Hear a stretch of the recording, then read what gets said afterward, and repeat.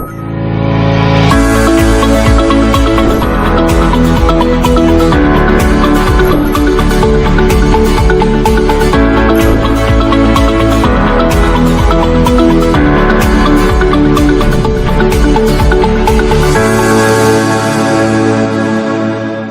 la Biblia, cada vez que abrimos un libro necesitamos entender de qué naturaleza es, si es un libro profético, poético, histórico, porque cada género literario se lee de manera diferente.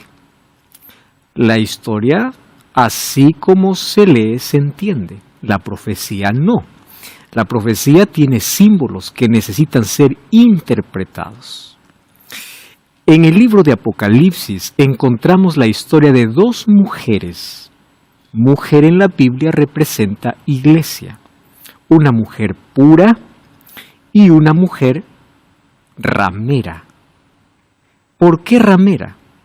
Porque contaminó su pureza y colocó tradiciones por encima de la verdad.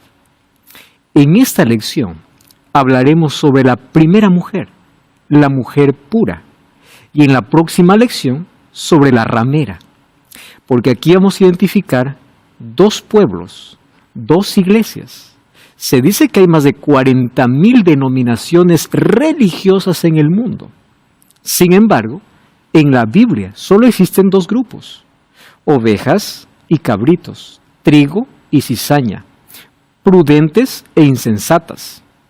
Encontramos la iglesia de Dios y la iglesia enemiga de Dios. No existe un tercer grupo. Así que todas las placas y denominaciones que existen, para Dios se divide solamente en dos grupos.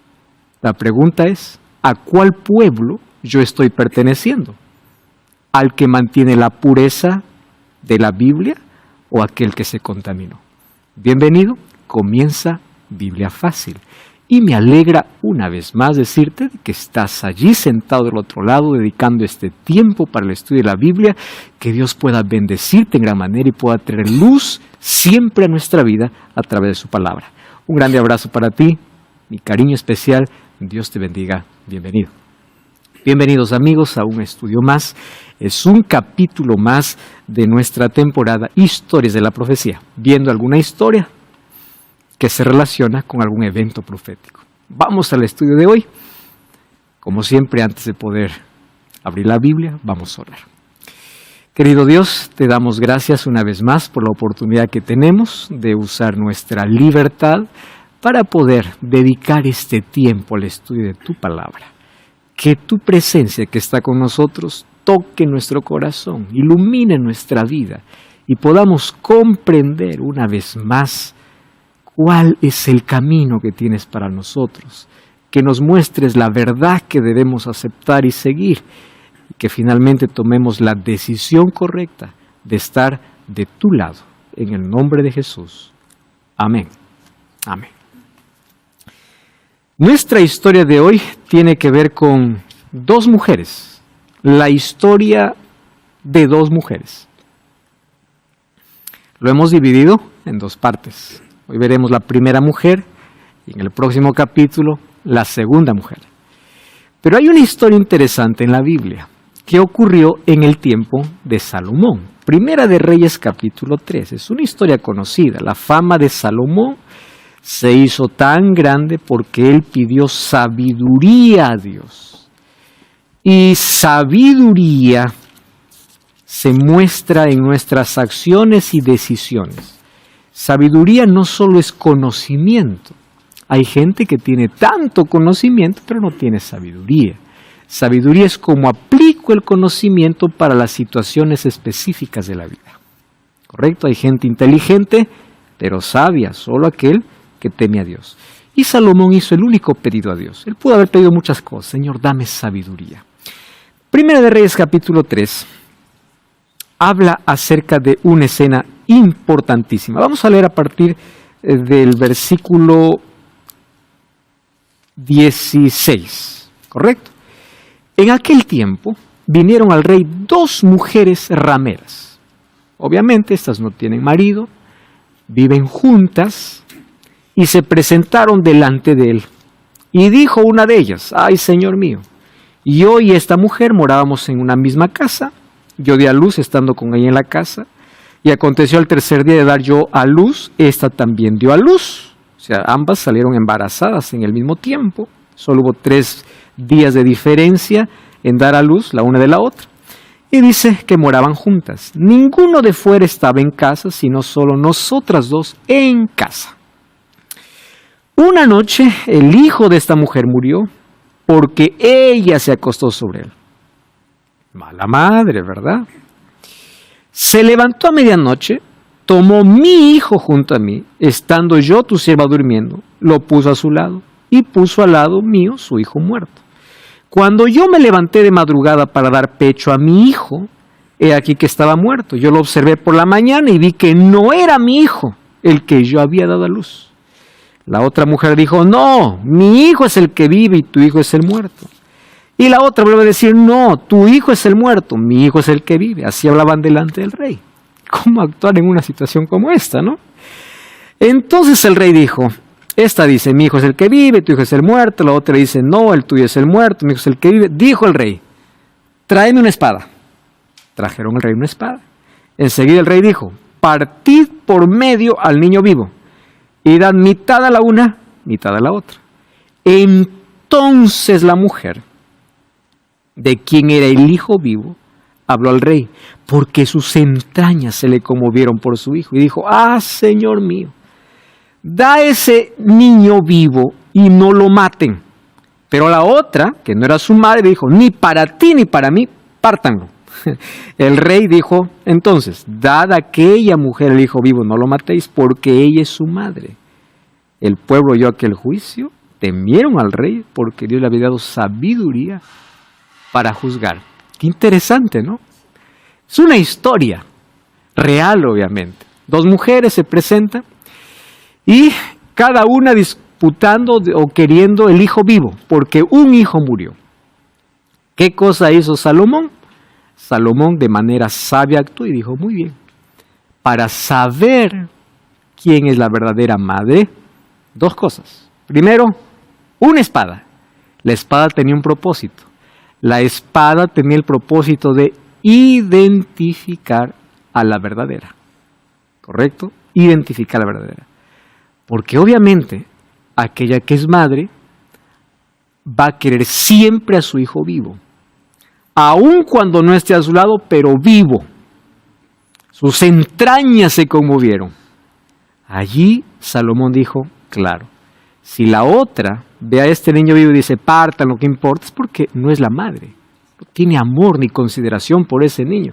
Entonces, gracias a la espada, pudo diferenciar cuál es la verdadera madre. Muy bien.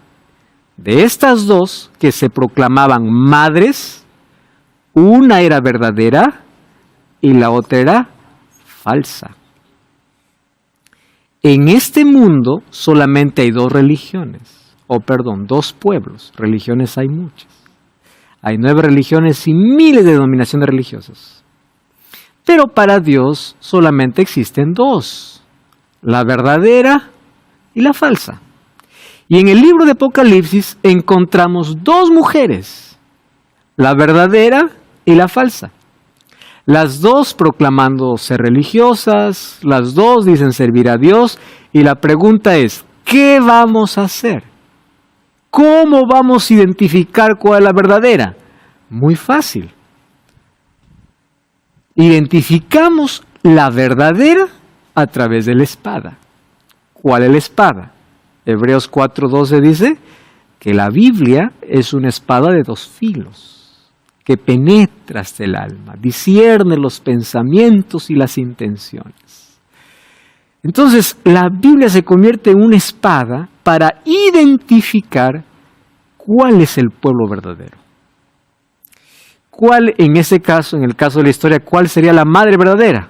La espada definió. En nuestro caso, la Biblia nos va a mostrar características de la verdadera y de la falsa. Y a esas características queremos estudiar hoy. ¿Cómo identificar la verdadera? La primera mujer aparece en Apocalipsis 12 y la segunda mujer en Apocalipsis 17. Vamos a la primera. Apocalipsis capítulo 12. Abran su Biblia conmigo, vamos a estudiar aquí un asunto tan interesante. De paso, Apocalipsis 12 hasta el capítulo 14 son los capítulos que los teólogos los llaman el quiasmo, el centro de todo el libro, a donde llega al ápice, a la cumbre, ¿no? Donde Juan quería mostrar la razón por la cual escribe este libro. Y Apocalipsis 12 habla acerca del mayor conflicto, el conflicto que existe entre Dios y Satanás, y entre Satanás y el pueblo de Dios. Y el conflicto siempre va a ser por adoración, ¿correcto? Solo que en este conflicto se distingue quién es el pueblo de Dios y quién no lo es, aunque profese ser pueblo de Dios, no lo es. Apocalipsis capítulo 12. Apareció una gran señal, una mujer vestida del sol. En la Biblia, Jesús dice, yo soy la luz del mundo. Malaquías 4:2 dice que aquellos que temen a Dios, dice que tienen la luz del sol. El sol aquí representa ¿a quién? A Jesucristo. O sea, la iglesia verdadera está siempre vestida de Jesucristo. La palabra vestida significa que tiene el carácter de vestimenta, carácter, ¿correcto? De Jesús. Vestida de Jesucristo. Jesús es el centro de todo. Con la luna bajo sus pies. ¿Qué cosa es la luna? La luna no tiene luz propia. La luna tiene apenas luz prestada del sol. Entonces, si el sol es Jesús, ¿qué cosa era aquello que representaba a Jesús en el Antiguo Testamento? El sistema de sacrificios, porque aquí la iglesia, el pueblo de Dios, habla desde el Antiguo hasta el Nuevo Testamento, completo, ¿correcto? La luna debajo de sus pies y sobre su cabeza 12 estrellas. El número 12 en profecía significa completo. 12 tribus, 12 apóstoles. Significa la totalidad del pueblo de Dios, tanto en el Antiguo Testamento como en el Nuevo Testamento. Entonces aquí habla de un pueblo representado en una mujer. Estaba encinta, clamando con dolores de parto, en angustia del alumbramiento. Entonces algunas personas piensan así: como esta mujer estaba encinta y ese niño es Jesús, esta mujer es María. Pero hoy quiero mostrarles en el mismo texto que no se trata de María, sino del pueblo de Dios, ya que María formaba parte del pueblo de Dios. Pero aquí en esta profecía no hace referencia a María, sino al pueblo. Vamos a seguir leyendo. Apareció otra señal en el cielo, un dragón escarlata, que tenía 7 cabezas, 10 cuernos y en su cabeza 7 diademas. ¿Ustedes recuerdan que es la misma figura de Apocalipsis 13? De la bestia. Muy bien, es que el dragón le presta la figura a la bestia. Su cola arrastraba la parte tercera de las estrellas del cielo. Estrellas, aquí hace referencia a los ángeles. Y los arrojó sobre la tierra. Y el dragón se paró frente a la mujer que estaba para dar a luz, a fin de devorar a su hijo tan pronto como naciese. Muy bien, aquí encontramos el simbolismo.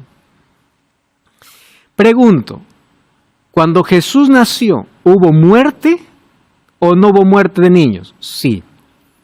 ¿Quién dio la orden para matar niños? Herodes, no fue el dragón. Entonces, así como Herodes, o el dragón es representado en Herodes, María es representado en el pueblo de Dios, porque está todo bajo simbolismo. ¿Correcto? No fue el dragón que estaba allí, no, fue Herodes.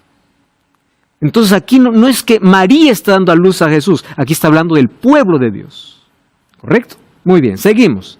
Ella dio a luz un hijo varón que rigiera con vara de hierro en todas las naciones, y su hijo fue arrebatado para Dios y para su trono. Está hablando del nacimiento de Jesús. Entonces, Satanás siempre quiso, primero, frustrar el plan de Dios de que Jesús viniese a ser el Salvador, porque había una promesa en Génesis 3:15, la primera profecía es: pondré enemistad entre ti y la mujer, entre tu simiente y la suya, solo que de tu simiente nacerá alguien que herirá en la cabeza a la serpiente. ¿Quién era? Jesús. ¿Por qué Satanás siempre llevaba al pueblo de Israel a la apostasía, cautivo, los quería destruir? Porque era a través del pueblo de Dios quien traería ¿a quién? Al Mesías. Entonces Satanás siempre quiso destruir al pueblo de Dios, los persiguió, los hizo apostatar, los hizo rebelarse contra Dios, quería desaparecerlo, porque no quería que venga el Mesías.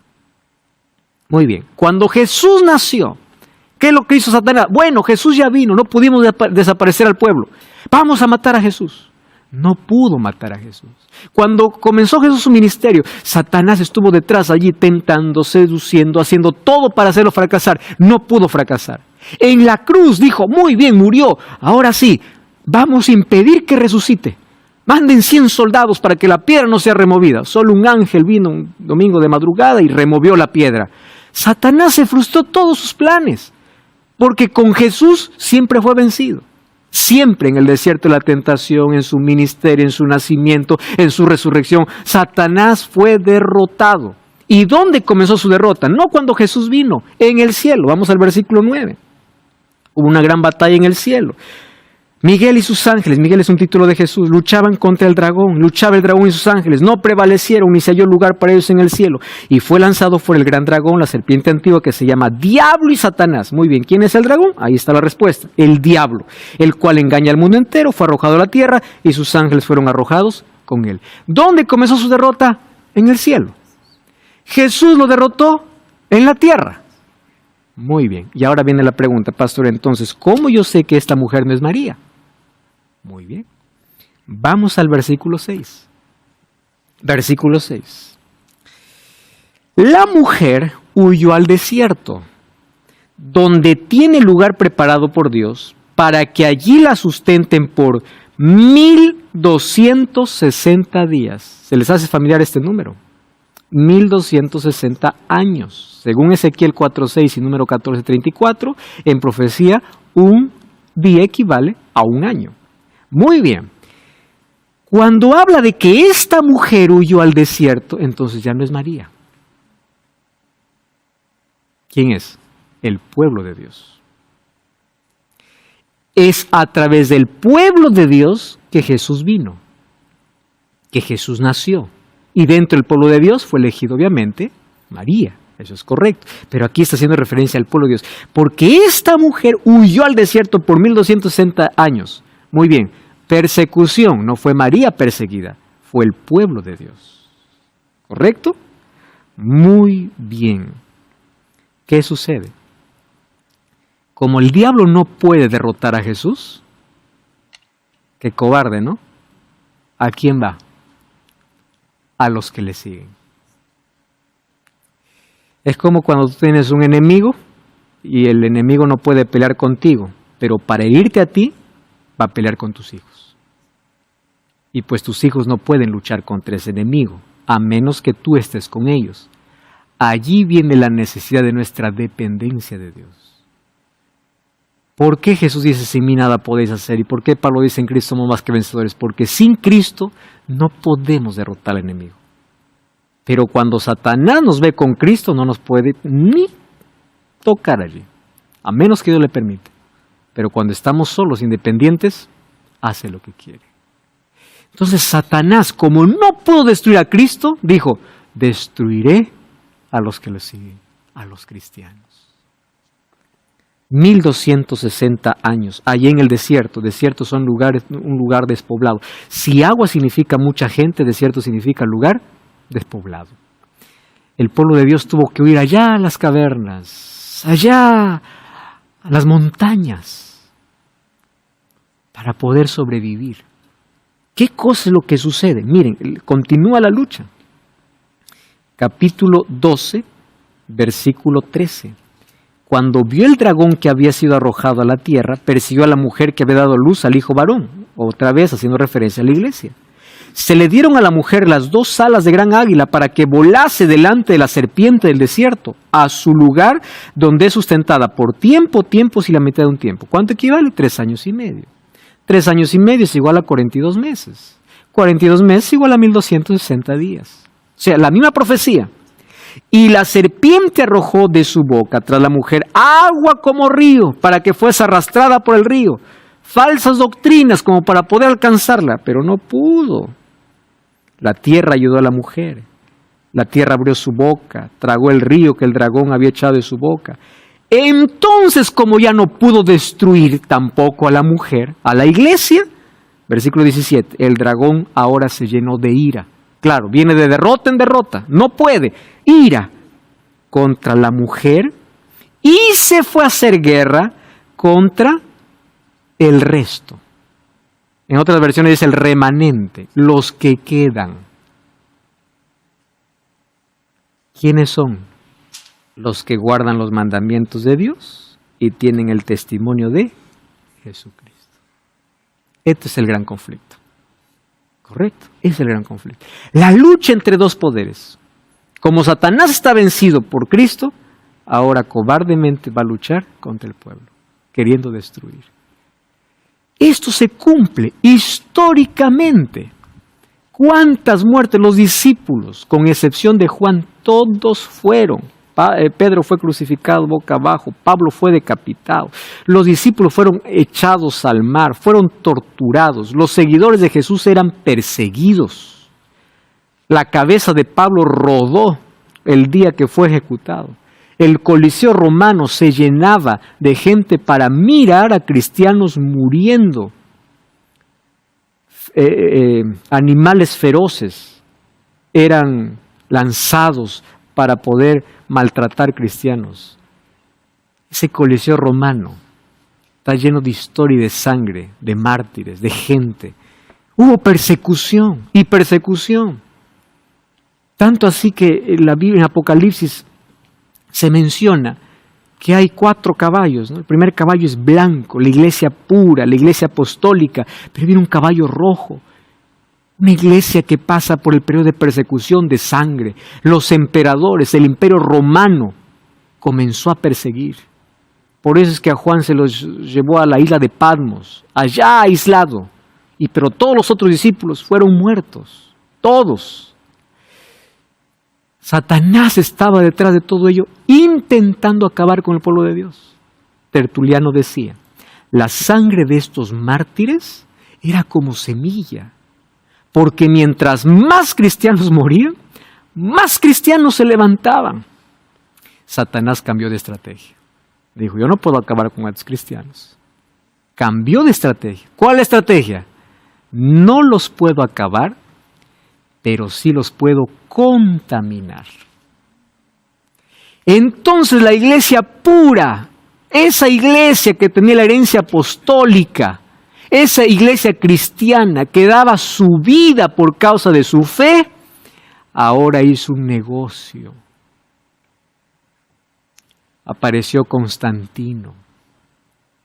Constantino vino maquinando en su cabeza cómo tener el imperio unido. Y había división entre cristianos y los del imperio, cristianos y paganos. Y él, un día pasó por el río con todos los soldados, él se echó agua y dijo, soy bautizado, a partir de hoy soy cristiano, falsamente. Él firmó el edicto de Milán, y en ese edicto de Milán dijo, cesa la persecución a los cristianos. Pero cuando cesó la persecución a los cristianos, hubo una alianza peligrosa.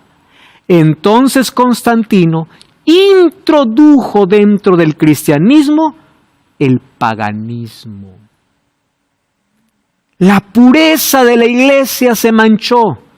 Por eso ahí viene el otro caballo, representando el otro sello, oscuro, negro, se manchó, se contaminó,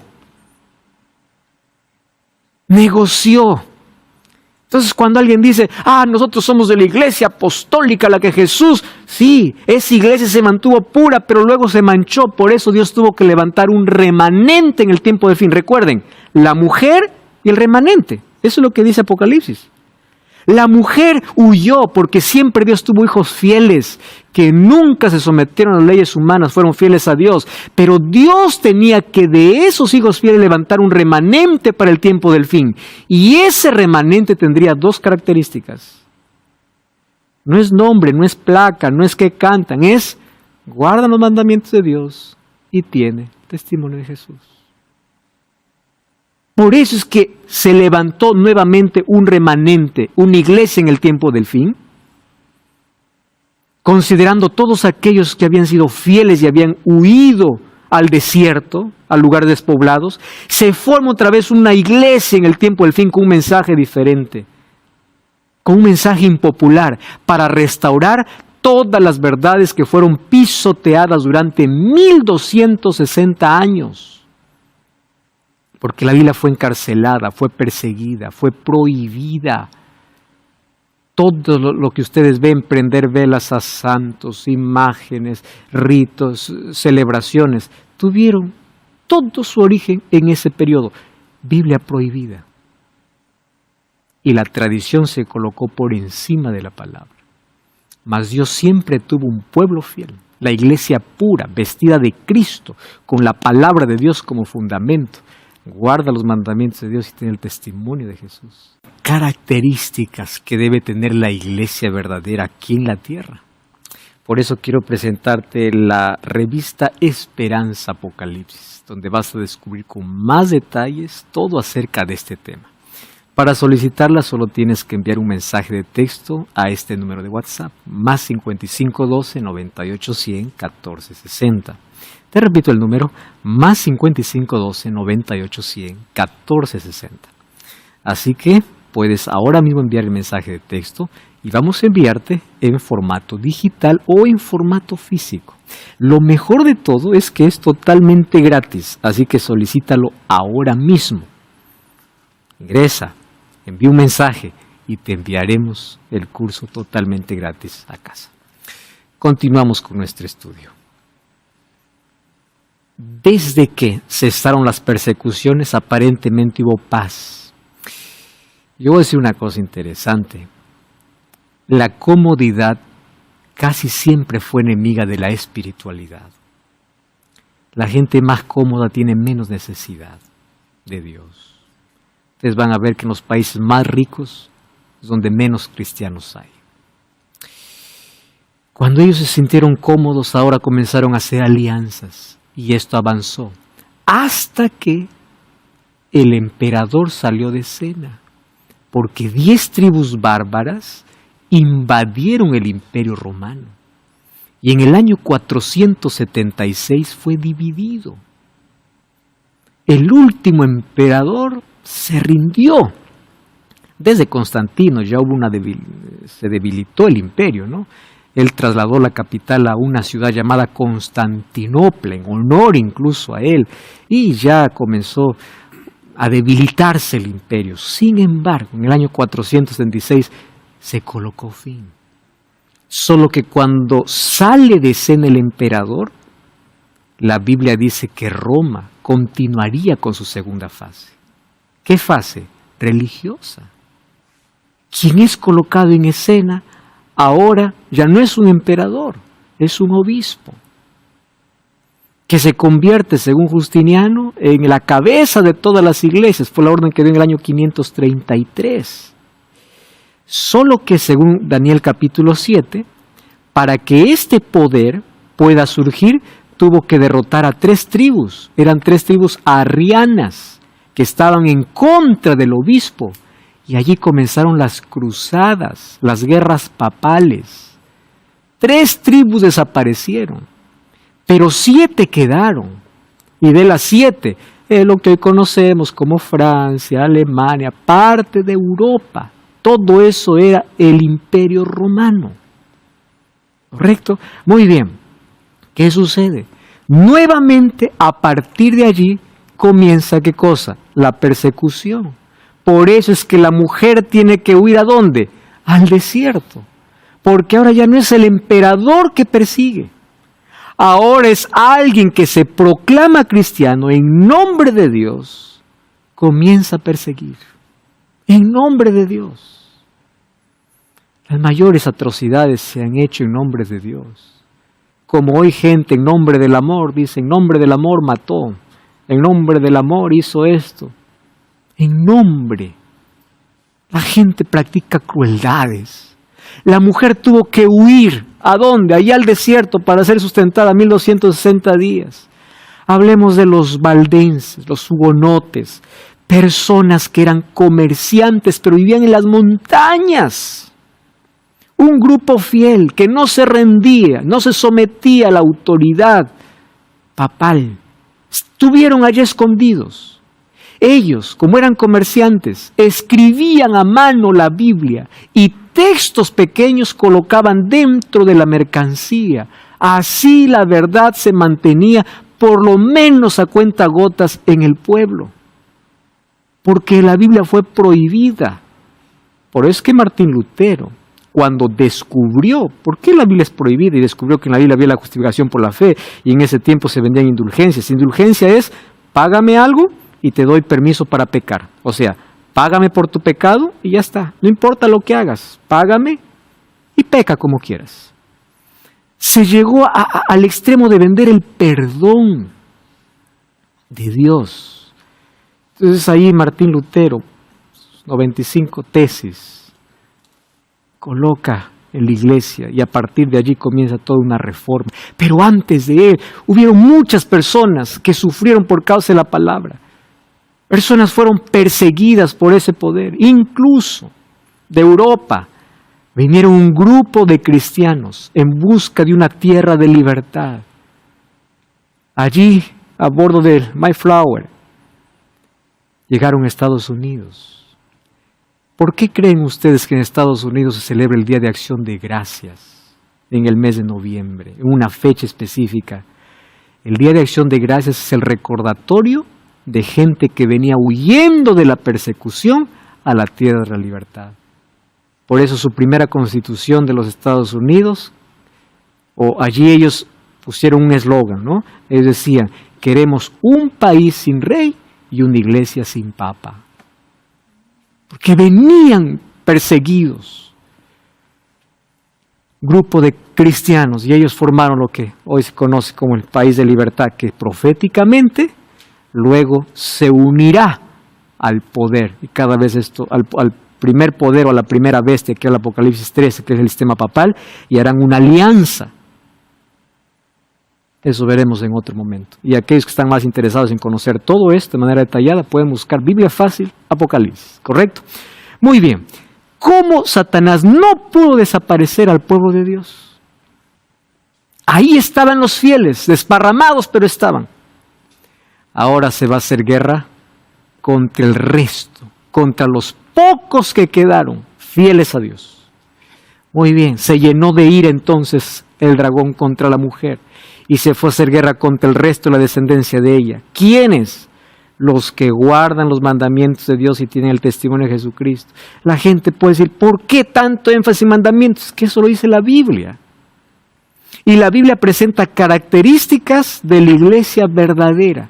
La iglesia verdadera no es conocida en la Biblia por cómo se viste, cómo canta, aunque todo eso es importante, siguiendo los principios. La iglesia es conocida porque está vestida de Cristo, tiene la Biblia como fundamento, vestida de sol, por eso ilumina también. Tiene fundamento en la palabra de Dios, aquí están sus pies, aquí está su fundamento, aquí en la palabra, no en tradiciones, en la palabra. Y es fiel. Carácter. La ley de Dios es el reflejo de su carácter. Por eso guarda los mandamientos de Dios y tiene el testimonio de Jesucristo. La iglesia verdadera tiene identidad. Tenemos muchísimas iglesias llenas. El asunto es que adoran. Fíjese qué interesante.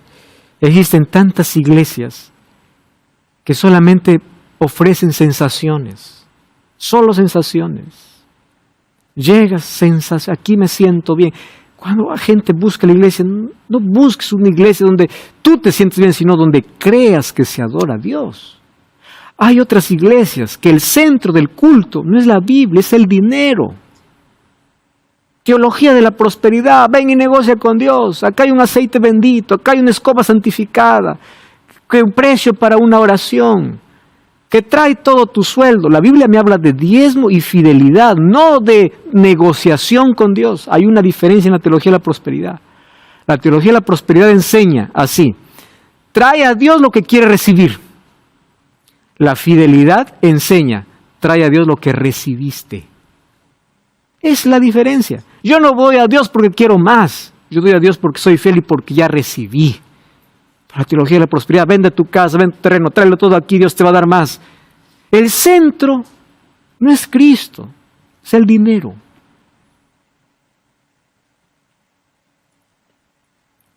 Existen tantas iglesias que hay gente desanimada y dice, yo no quiero ninguna.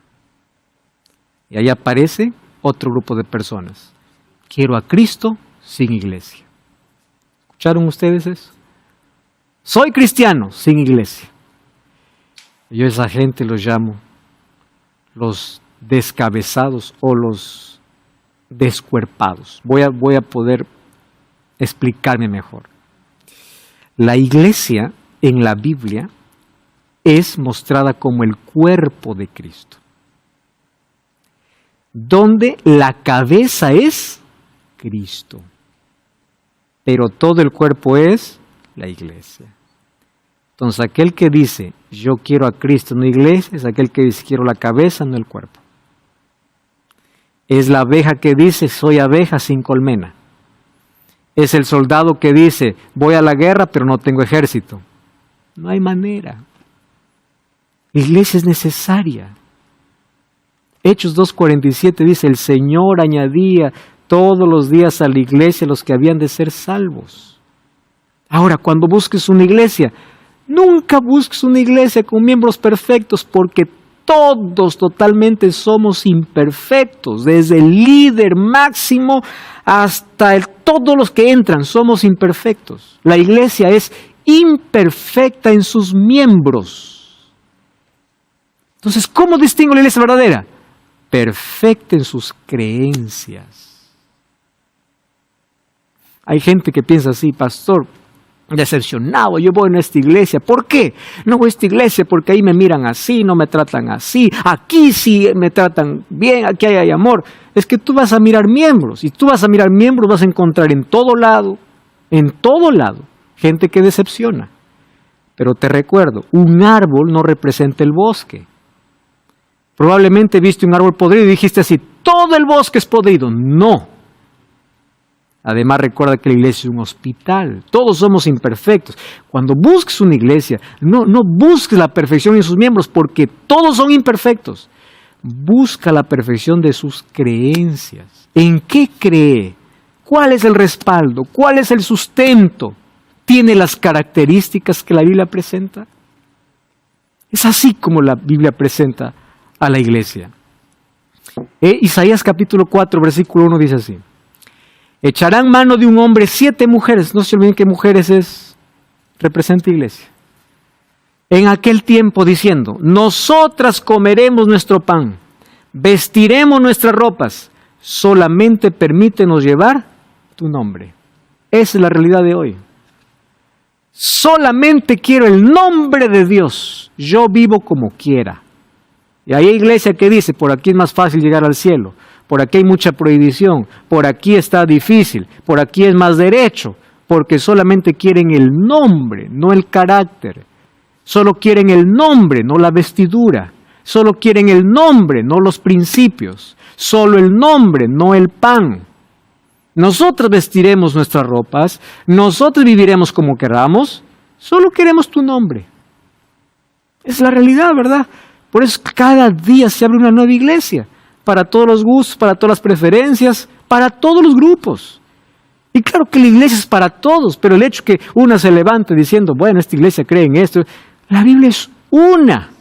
Pero ¿qué cosa hizo que haya tantas iglesias? Van a la Biblia, desobedecen la Biblia, malinterpretan la Biblia, descontextualizan la Biblia. ¡Qué peligro! Satanás siempre ha intentado confundir al ser humano, mas Dios tiene su remanente, tiene un pueblo aquí en la tierra. ¿Cuáles son las características? Primera característica, ese remanente saldrá del desierto, es decir, ¿recuerdan ustedes que en el año 1798 cesaron las persecuciones? Y es allí donde la iglesia nuevamente aparecerá visible, no más escondida. El remanente del pueblo de Dios aparecerá después de 1798. ¿Correcto? Porque es la iglesia, el remanente, otra vez. ¿Para qué viene? Para restaurar las verdades que fueron olvidadas, pisoteadas. Enseñará las mismas verdades que Jesús y los apóstoles enseñaban, con fundamento en la Biblia. La iglesia no se va uno a decir, hermanos, es lo que yo creo, es lo que fulano dice. No, es lo que la Biblia dice.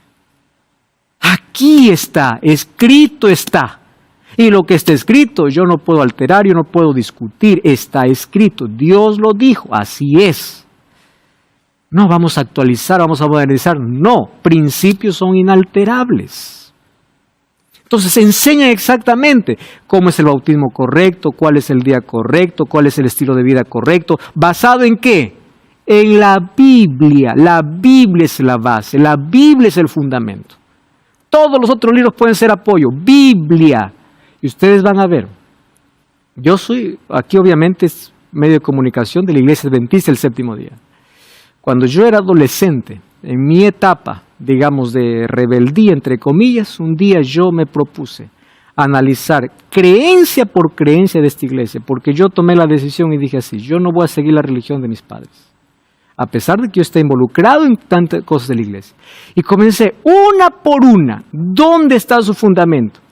Alguien puede decir, ustedes tienen un fundamento en lo que dice Elena de White. Revisa las 28 creencias de la iglesia. Ni una es porque ella dice, las 28 están en la Biblia. Biblia. Y yo he dedicado gran parte de mis estudios para poder analizar creencias. ¿De dónde surge? ¿Cómo surge? ¿Dónde se fundamenta? ¿Dónde se creó? ¿De dónde viene? ¿Cuál es su origen? Infelizmente, la mayoría, todas ellas, tienen su fundamento en un hombre, en una tradición, en alguien que creó, no en la palabra de Dios. Entonces, la iglesia verdadera tiene que enseñar con fundamento en la Biblia, porque su fundamento es la palabra de Dios. Guarda los mandamientos de Dios, eso dice la Biblia, Apocalipsis 12:17, Apocalipsis 14:12. Aquí está la perseverancia de los santos, los que guardan los mandamientos de Dios y tienen el testimonio de Jesús. Posee el espíritu de profecía. ¿Por qué dice el espíritu de profecía? Recuerda, el testimonio de Jesús, según Apocalipsis 19:10, es el don profético. Dios levantaría también profetas. ¿Para qué? Para llevarnos al estudio de la Biblia. Pero ese profeta tiene que ser probado por la Biblia, si es que es verdadero. Proclama en voz alta el mensaje de los tres ángeles. Ángel aquí representa mensajero. El pueblo de Dios, el remanente de Dios, tiene un mensaje particular. Y yo te invito a analizar ese mensaje en una temporada de Biblia Fácil, llamada Las Tres Mensajes Angelicales. Busca Biblia Fácil, los tres mensajes angelicales. Y solo hemos hecho una temporada de 15 capítulos basado en un capítulo de la Biblia. Apocalipsis 14. Solo en un capítulo de la Biblia. Porque ese es un mensaje urgente que el pueblo de Dios tiene que predicar. Y ese mensaje comienza hablando del Evangelio eterno, la caída de Babilonia y la advertencia que Dios tiene. Es decir, este pueblo presenta un mensaje impopular. No es agradable para los oídos. No, no lo es. Hay gente que yo conozco, incluso algunos pastores, ¿no?, de otras denominaciones, dicen, yo no puedo predicar esto porque la gente se me asusta, se va, y yo pierdo miembros. ¿Por qué? Es la Biblia. Yo no tengo por qué estar contentando preferencias o gustos. Es lo que la Biblia dice. Y el pueblo de Dios tiene que proclamar la Biblia. Tiene un mensaje urgente para el tiempo del fin. Es un movimiento mundial, según Apocalipsis 14:6. ¿Por qué? La iglesia de Dios, el remanente de Dios, no solamente puede decir, iglesia tal solamente está en mi país. No, si el mensaje es para todos, tiene que estar en todo el mundo.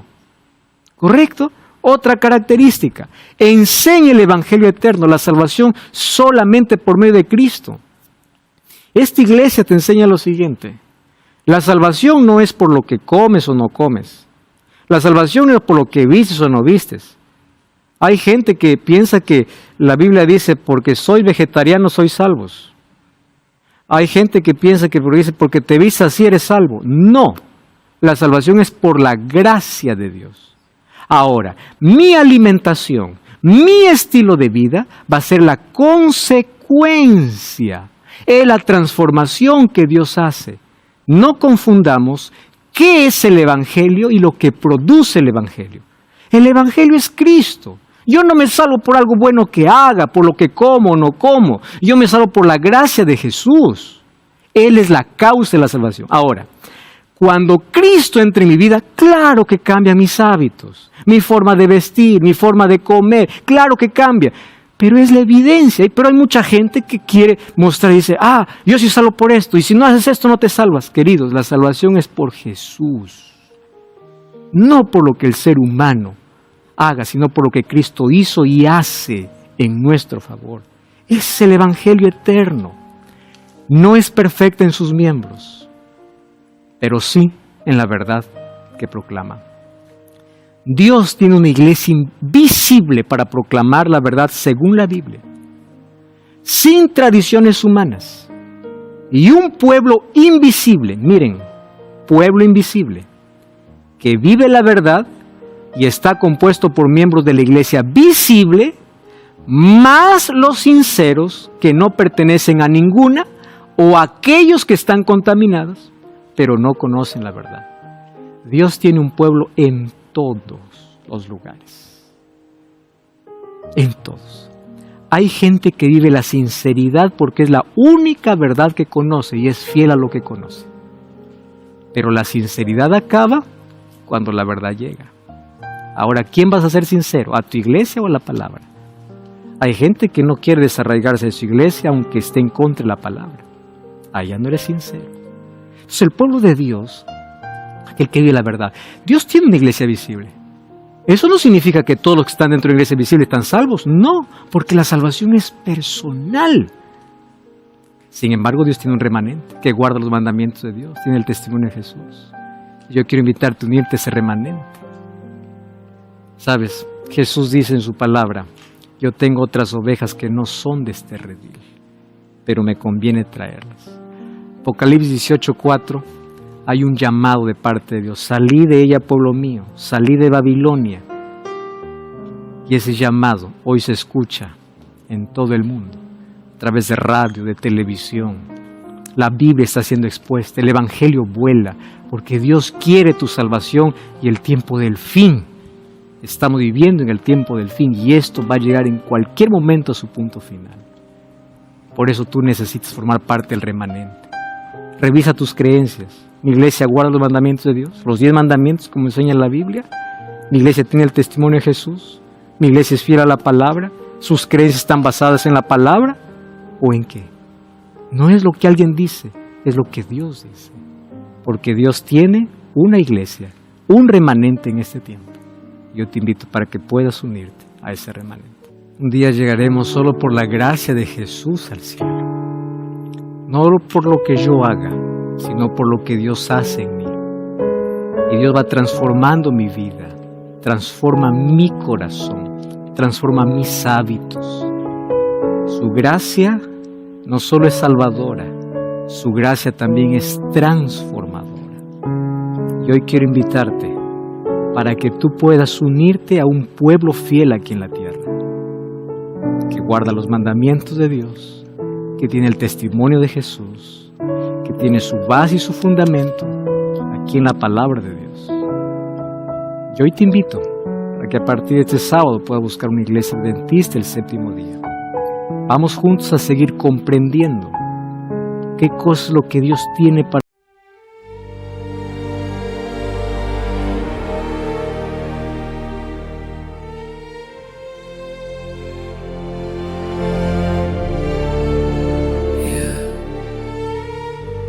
vértigo de seda, mi calma se queda. Tu piel me provoca, mi alma te toca, mi voz invoca, tu luz sofoca, la noche suspira Mi mente conspira, tu sombra delira, mi calma se vira, vértigo de seda, mi pecho en caída, tu culpa metida, mi fe rendida.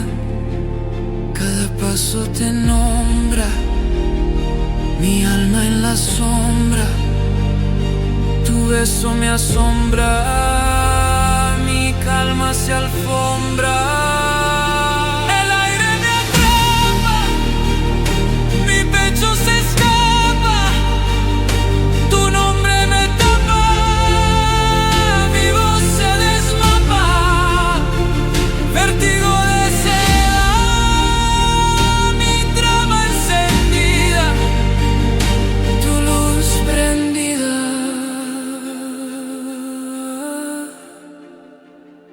Mi piel vencida, yeah. Vértigo de seda, mi alma completa.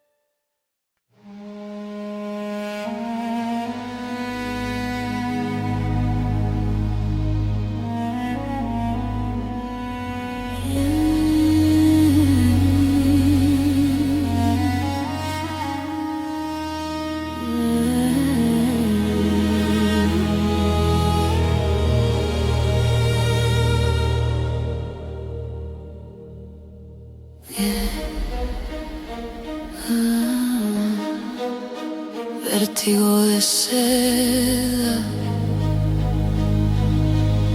Mi calma se queda. Tu piel me provoca, mi alma te toca, mi voz invoca tu luz, sofoca. La noche suspira, mi mente conspira.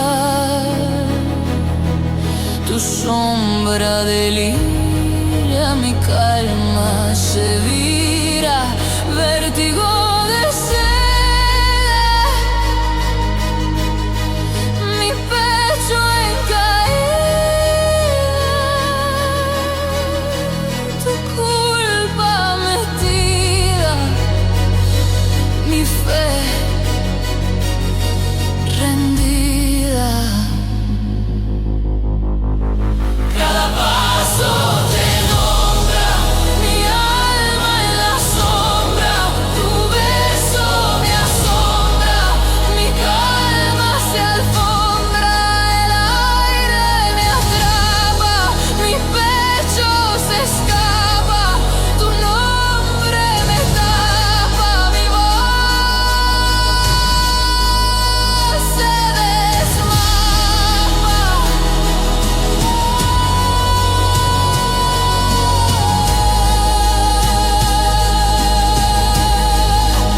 Vértigo de seda, mi trama encendida.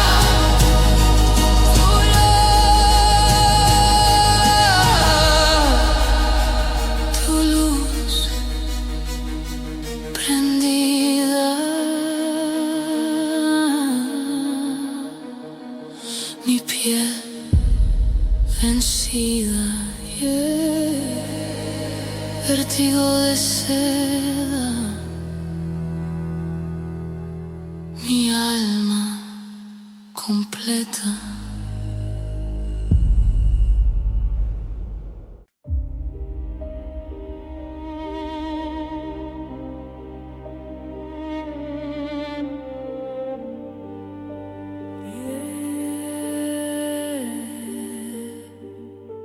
Vértigo de seda, mi calma se queda. Tu piel me provoca, mi alma te toca, mi voz invoca tu luz, sofoca. La noche suspira, mi mente conspira. Tu sombra delira, mi calma se vira. Vértigo de seda, mi pecho en caída. Tu culpa metida, mi fe rendida. Cada paso te nombra, mi alma en la sombra. Tu beso me asombra, mi calma se alfombra. El aire me atrapa, mi pecho se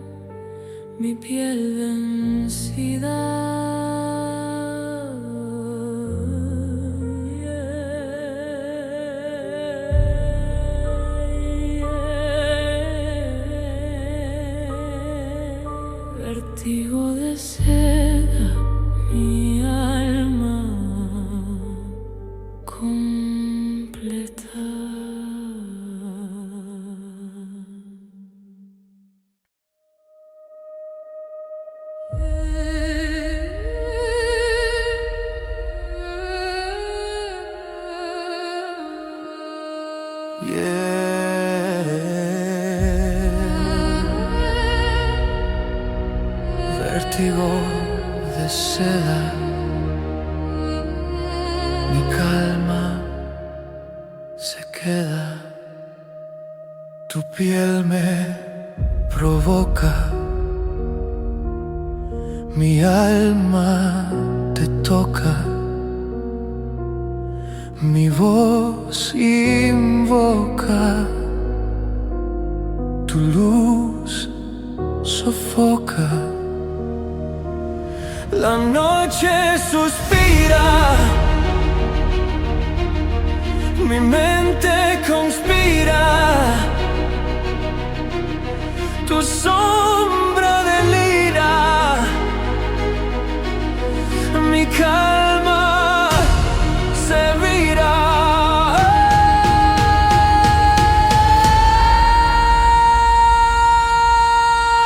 Vértigo de seda,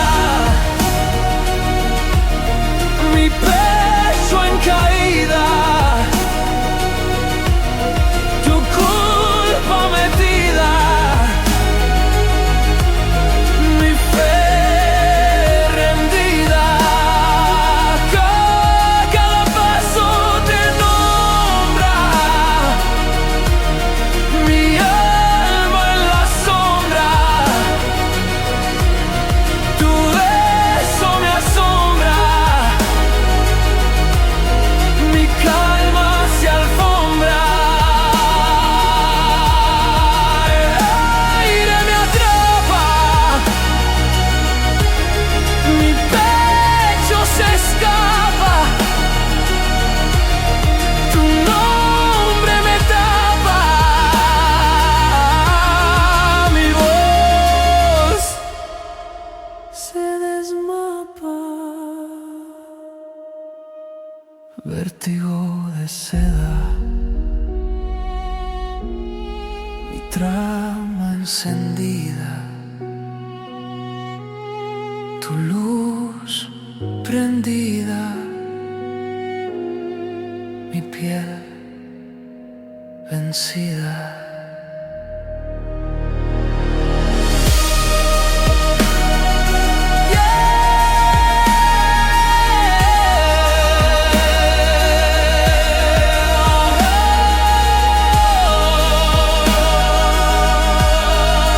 Vértigo de seda,